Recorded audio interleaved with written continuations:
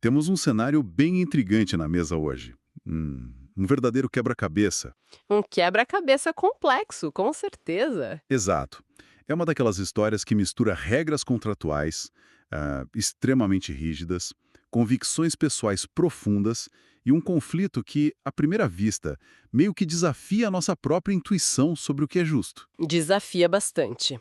E o material que vai guiar a nossa análise de hoje é um artigo muito revelador que foi publicado no Diário de Justiça. Isso, assinado pelo jornalista Denis Martins. Exatamente. E a nossa missão nesta imersão não é de forma alguma debater dogmas religiosos ou, sabe, fazer uma leitura monótona de manuais de direito trabalhista. Ninguém quer isso. É. A nossa ideia é explorar o que acontece no exato momento em que o bom senso e a famosa boa-fé colidem de frente com a interpretação literal das regras escritas de um contrato de trabalho. O que salta aos olhos logo de cara é como um evento aparentemente rotineiro, envolvendo a escala de um único trabalhador, consegue levantar questões filosóficas e práticas tão profundas. Sim, sobre a maneira como a nossa sociedade interpreta os acordos no dia a dia. E estamos diante de um choque direto. De um lado, a liberdade fundamental de crença religiosa. E do outro, a aplicação matemática fria e calculista das normativas sindicais. O nosso propósito aqui é entender as engrenagens por trás dessa situação e as consequências sistêmicas que uma disputa dessas traz para o mundo real das organizações. E o grande gancho dessa história começa com uma premissa quase difícil de acreditar. Chega a ser irônica, na verdade. Muito. Vamos imaginar o seguinte cenário. Um trabalhador pede para a empresa mudar o seu dia de folga. O motivo para esse pedido é uma convicção religiosa que é muito importante para a vida dele. Uma necessidade pessoal profunda. Isso. Aí a empresa analisa a solicitação e decide acolher o pedido alterando a escala dele. Tudo certo até aí, um ótimo exemplo de flexibilidade. Perfeito, né? Só que, tempos depois, esse mesmo trabalhador decide processar a empresa. E ele exige o pagamento em dobro exatamente pelos dias em que ele trabalhou. Dias que foram, veja bem, fruto da mudança que ele mesmo solicitou. Exato. Parece o roteiro de uma comédia de absurdos, mas é um caso real que foi parar nos tribunais brasileiros. É o tipo de coisa que nos faz pensar em como uma situação de aparente acordo amigável pode escalar para um processo judicial dessa magnitude. Então, quem era esse trabalhador e qual era o contexto inicial da história? O artigo do Diário de Justiça detalha o caso de um trabalhador que é adventista do sétimo dia. E como é de conhecimento público, os preceitos de fé dessa denominação religiosa têm regras bem específicas sobre o sábado. Exatamente. O sábado é considerado um dia sagrado, dedicado integralmente ao descanso, à família e à espiritualidade. Então, por uma convicção religiosa que é inegociável, esse indivíduo simplesmente não pode exercer atividades laborais aos sábados. Não pode. E é nesse ponto que a dinâmica da empresa entra em jogo de uma maneira que, convenhamos, costuma ser rara no mercado. No mundo corporativo, infelizmente, muitos pedidos de flexibilidade acabam esbarrando em burocracias pesadas. Ou em negativas sumárias. Mas quando esse trabalhador apresentou a limitação dele, a instituição adotou uma postura que qualquer um classificaria como um exemplo perfeito de adaptação e respeito à diversidade no ambiente de trabalho. A gestão simplesmente concordou em realocar os turnos dele para os domingos. Sim, ou seja, a folga aconteceria no sábado, respeitando a exigência da fé dele, e o trabalho ocorreria no domingo para compensar a carga horária. Uma troca direta. Parecia resolver o problema sem prejudicar a operação da empresa nem a consciência do funcionário. Parecia a solução ideal, um ajuste pautado puramente pela boa-fé de ambas as partes. A empresa garantiu a força de trabalho que precisava e o funcionário teve o seu direito constitucional de liberdade de crença assegurado na prática. Mas aí vem a reviravolta da história. A grande reviravolta. E é o motivo pelo qual esse caso acabou virando notícia e chegou lá na segunda vara do trabalho de Natal, no Rio Grande do Norte. Isso acontece logo após essa concessão, não é? Sim, o trabalhador acionou a Justiça do Trabalho alegando que a empresa havia contraído uma dívida financeira substancial com ele. E a argumentação que a defesa dele construiu desafia de frente aquela nossa percepção inicial de um acordo pacífico. Desafia totalmente. Mas espera aí, se a empresa simplesmente atendeu a um pedido pessoal do funcionário, que base legal ele poderia ter para exigir mais dinheiro depois? Tem que haver alguma regra escrita, claro. Sem alguma brecha para justificar levar isso a um tribunal. O que exatamente a defesa apontou para sustentar esse processo? A fundamentação não surgiu do nada. A base do pedido se apoiou na interpretação literal de uma cláusula específica do Acordo Coletivo de Trabalho da categoria, o famoso ACP. Ah, o ACT. Para quem acompanha as dinâmicas de recursos humanos, é sabido que esses acordos coletivos são construídos após negociações sindicais longas e, bom, possuem força de lei entre as partes. Exato, eles ditam as regras do jogo. E a regra escrita nesse documento em particular, determinada de forma taxativa que o trabalho prestado aos domingos deveria ser remunerado com um adicional de 100%. Em termos práticos, pagamento em dobro para os domingos trabalhados. Pagamento em dobro. Mas vamos fazer o papel de advogado do diabo aqui na nossa análise. Se existe um documento oficial, assinado e validado, que diz textualmente que trabalho aos domingos é igual a pagamento em dobro, a lei não deveria ser cega a acordos de corredor? É uma ótima provocação. O trabalhador não estaria apenas cobrando o que o papel garante a ele como direito. Essa é a exata linha de raciocínio que a defesa utilizou. E é exatamente isso que torna o debate tão complexo.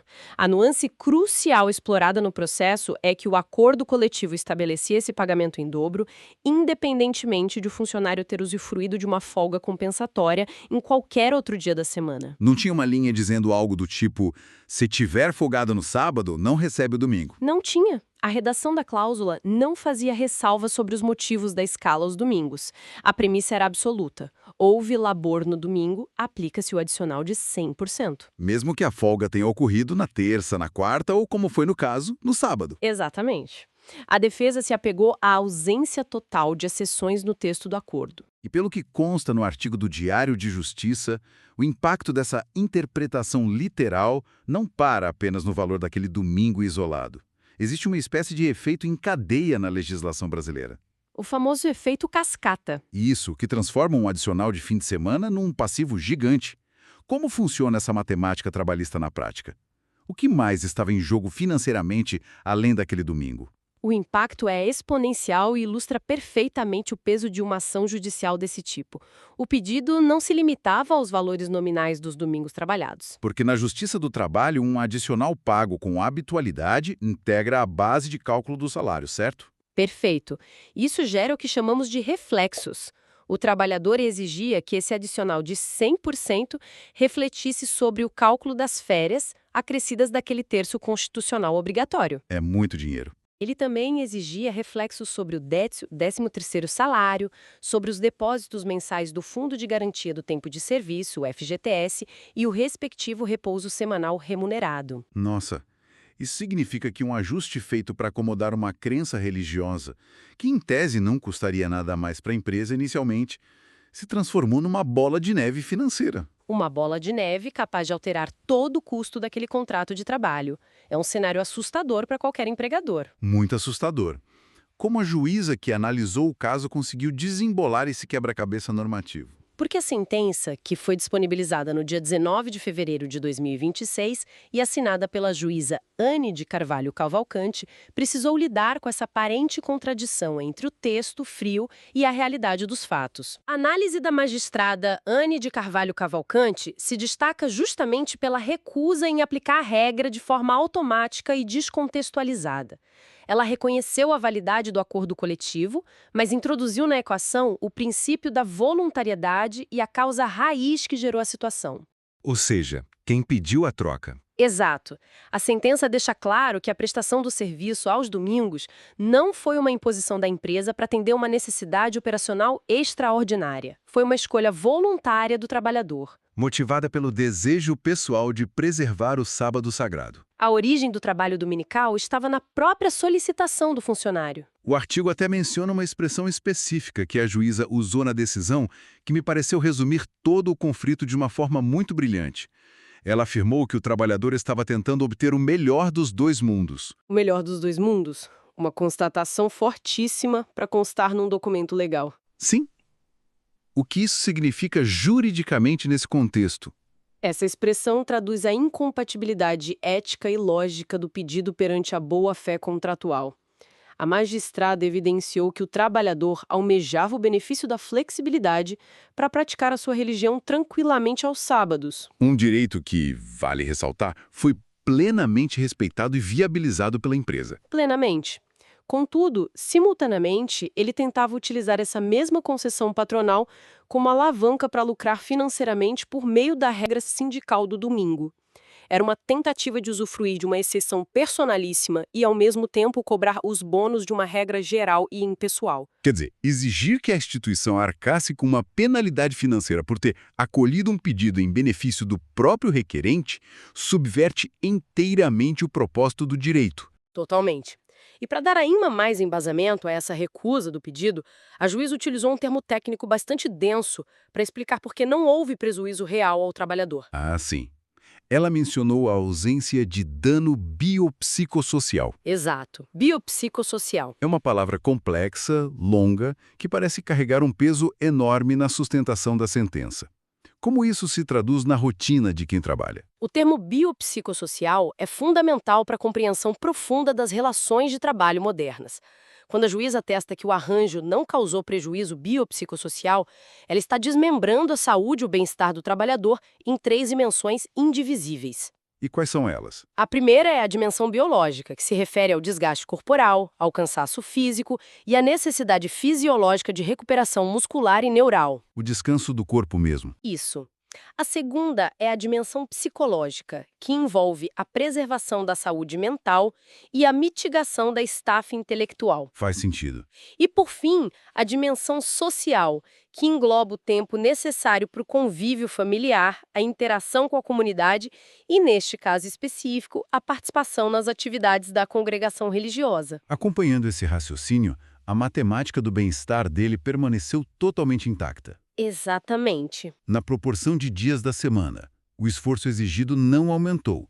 Continuou o padrão de trabalhar 6 dias para poder usufruir de um dia inteiro de descanso. A única modificação foi que a janela de repouso e convívio, em vez de ocorrer no tradicional domingo da maioria da população, foi deslocada para o sábado. Atendendo exatamente à demanda espiritual que ele próprio apresentou. O corpo descansou o mesmo tanto, a mente teve a mesma pausa, e a dimensão social e religiosa floresceu sem obstáculos. Não existia uma carga extraordinária que demandasse uma compensação financeira também extraordinária. O raciocínio é precisamente esse.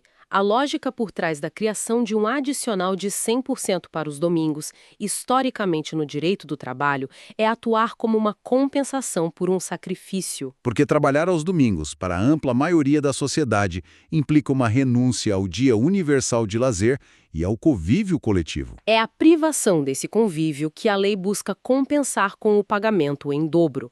Porém, no contexto fático daquele trabalhador adventista, o domingo operava como um dia útil normal dentro do paradigma de vida dele. Enquanto o sábado concentrava todo o seu repouso e engajamento comunitário. Logo, o elemento de sacrifício que a norma coletiva pretendia indenizar estava completamente ausente. Faltava o sacrifício que gera o direito. Sabe, analisando a dinâmica de tudo que aconteceu, uma analogia muito cotidiana vem à mente agora. Qual? Vamos imaginar a situação de um passageiro que compra um bilhete de avião. Certo. Ele recebe aleatoriamente um assento bem no meio da fileira, imprensado entre 2 pessoas. E esse passageiro tem um pouco de claustrofobia e percebe que há uma poltrona vazia ali no corredor. Entendi. Ele chama um comissário de bordo e pede, por razões de puro conforto pessoal, para trocar de assento. O comissário, agindo com empatia, permite a troca. A viagem transcorre de forma super serena, o passageiro aproveita o voo com mais espaço e tranquilidade. Foi um bom acordo. Sim, mas, após o pouso, esse mesmo passageiro decide processar a companhia aérea, exigindo o reembolso total do bilhete. E a justificativa dele é simplesmente que ele não viajou no assento original que constava no papel impresso. Essa analogia captura perfeitamente o núcleo do absurdo que a magistrada buscou afastar. Porque a essência é a mesma, não é? Sim, em ambas as situações no avião e no contrato de trabalho, observa-se uma parte solicitando uma alteração à revelia da regra padrão para aclimatar uma necessidade ou conforto estritamente pessoal. A outra parte, detentora da regra, acolhe o pedido movida pela boa-fé e pela empatia. E aí ocorre que, na sequência, o beneficiado utiliza a própria concessão que lhe trouxe conforto como um pretexto ou um artifício legal para extrair uma vantagem financeira indevida. Exatamente. No jargão jurídico, essa conduta leva a um conceito que a juíza Anne de Carvalho Cavalcante destacou com muita veemência, que é o enriquecimento sem causa. Esse conceito parece ser o ponto central que responde à pergunta sobre por que esse caso, ocorrido numa única vara do trabalho em Natal, tem relevância para todo o mercado. Nossa audiência precisa entender isso. O que caracteriza exatamente o enriquecimento sem causa perante a lei e por que os tribunais o combatem com tanto rigor? O enriquecimento sem causa é um princípio basilar do direito. Ele visa impedir que o patrimônio de uma pessoa cresça às custas do empobrecimento de outra, quando não há um amparo moral, lógico ou legal que justifique essa transferência de riqueza. Tentar lucrar sem ter tido uma perda. Para ilustrar de outra forma, imagina que o inquilino presta ao proprietário do imóvel um desconto temporário no aluguel porque está passando por uma dificuldade financeira momentânea. Acontece bastante. O proprietário aceita verbalmente e reduz o valor. Meses depois, o inquilino exige a devolução de parte do que pagou, alegando que o contrato original previa um valor diferente e que aqueles recibos com desconto provam que o contrato foi quebrado. Nossa, é o uso da flexibilidade alheia para gerar lucro próprio. Perfeito. No caso trabalhista que analisamos, deferir o pagamento em dobro para os domingos consistiria em conceder um privilégio pecuniário a alguém que, como já delimitado pela análise biopsicossocial, não suportou qualquer ônus ou perda. E levando essa análise para a realidade dos departamentos de recursos humanos corporativos, o cenário seria catastrófico se a decisão fosse diferente. Seria o caos. Imagina se a juíza tivesse adotado uma postura cega e dito, bom, o papel diz que tem que pagar em dobro, então a empresa deve pagar e arcar com os reflexos no FGTS e nas férias.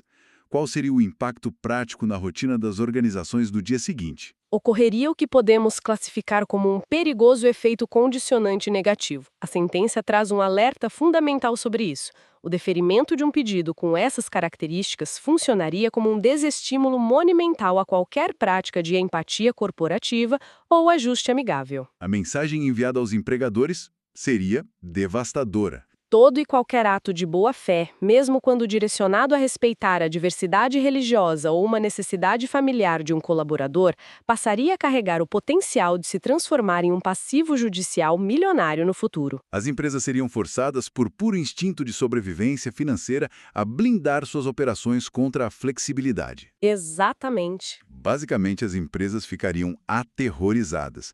Uma pessoa pediria para ajustar o turno de quinta-feira para poder levar um familiar idoso a um tratamento médico crônico e a resposta padrão do setor de recursos humanos seria um sonoro não. A justificativa seria que a convenção coletiva não prevê essa troca específica e o risco de um processo futuro inviabiliza a ajuda. A burocracia venceria a humanidade, criando ambientes de trabalho engessados, impessoais e incapazes de acolher as complexidades da vida moderna. É por isso que a decisão de barrar o enriquecimento sem causa protege muito mais do que o caixa de uma companhia isolada. E por essa razão, a postura da magistrada elevou a análise do caso para a esfera constitucional. A sentença não apenas negou um pagamento, ela realizou o que se chama de harmonização de preceitos constitucionais em conflito. O papel do judiciário em litígios de alta complexidade argumentativa não é atuar como um mero leitor de algoritmos e cláusulas, mas sim como um equalizador de valores sociais fundamentais. Na balança desse processo, repousava, de um lado, a garantia inviolável da liberdade de crença e culto. Do outro, encontrava-se o arcabouço de proteção ao trabalho e a rigidez das normas coletivas. E a solução encontrada pela juíza validou a compensação que já havia operado na prática. O trabalho dominical foi contrabalançado pelo descanso sabático sagrado. Com esse entendimento, a decisão judicial conseguiu proteger o direito de crença do indivíduo de maneira irrestrita, Garantindo que ele não precisasse escolher entre a sua fé e o seu emprego. sem, contudo, punir injustamente o empregador que colaborou de forma ativa para que esse direito fosse exercido. Foi uma busca por um ponto de equilíbrio. A validação desse acordo tácito reafirma que a letra fria de um acordo coletivo não deve operar de forma dissociada da realidade fática e da intenção das partes. Os acordos coletivos nasceram para proteger a classe trabalhadora contra abusos e jornadas exaustivas impostas pelo poder econômico. Usar essa mesma ferramenta de proteção para punir um ato de acomodação voluntária é uma distorção perigosa do espírito da lei. A Justiça Trabalhista, nessa decisão de primeira instância, demonstrou que consegue discernir entre a exploração que deve ser combatida e a flexibilidade que deve ser encorajada. Pagamento em dobro pelos domingos trabalhados, somado a todos aqueles reflexos sobre férias, 13º e FGTS, foi julgado totalmente improcedente na segunda vara do trabalho de Natal. A juíza determinou que não existe o direito a essa compensação financeira extra, dadas as circunstâncias de voluntariedade. Claro que, pelas regras do rito judicial brasileiro, o caso não está necessariamente encerrado. O trabalhador possui o direito legal de apresentar recursos e levar a discussão para instâncias superiores dos tribunais do trabalho. Esse detalhe sobre a possibilidade de recurso é relevante, pois o debate jurídico pode ganhar novos contornos técnicos nas cortes superiores. No entanto, independentemente do desfecho final lá na última instância, a robustez da argumentação construída nesta primeira sentença já estabelece um precedente filosófico de muito peso. Sem dúvida. A lição central que emerge da narrativa documentada por Denis Martins transcende os autos do processo. Trata-se de um lembrete contundente para as relações sociais e corporativas de que a boa-fé e o bom senso não são conceitos ultrapassados ou meras palavras bonitas para enfeitar contratos. Eles são pilares absolutamente indispensáveis para a sustentabilidade de qualquer relação de convivência coletiva prolongada. Fica bastante claro que as relações contratuais não podem ser tratadas como armadilhas ou jogos de gato e rato, onde se aguarda que a outra parte haja com empatia apenas para em seguida usar a literalidade de um texto para penalizá-la. E amparados por essa visão mais ampla sobre as relações humanas e a engrenagem das leis, que vamos fechando esse nosso mergulho nos fatos relatados de hoje. Foi uma análise necessária. Mas antes de encerrar as atividades, vale a pena deixar uma semente plantada. Uma daquelas provocações que nos acompanham depois que a análise termina. Para quem está ouvindo, continuar refletindo. O que nos faz pensar no futuro dessas relações? Exato. Foi possível observar como a aplicação do bom senso pelo judiciário evitou, neste caso específico, a criação de um cenário corporativo pautado pelo medo de negociar. Porém, imaginemos por um instante que o temor de enfrentar processos judiciais passasse a dominar completamente o ambiente empresarial.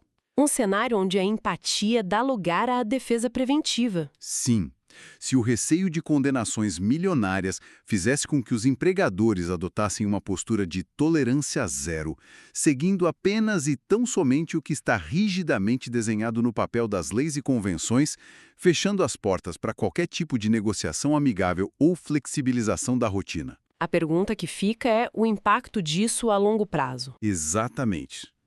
Até que ponto essa aplicação extrema, cega e implacável das regras trabalhistas acabaria não protegendo, mas sim sufocando, prejudicando e, no limite, destruindo as iniciativas de inclusão e acolhimento à diversidade que essas mesmas leis foram originariamente desenhadas para garantir? É o tipo de reflexão que mostra que a linha entre a proteção e o engessamento pode ser muito mais tênue do que a gente imagina. Fica a provocação para o debate. Até a nossa próxima análise.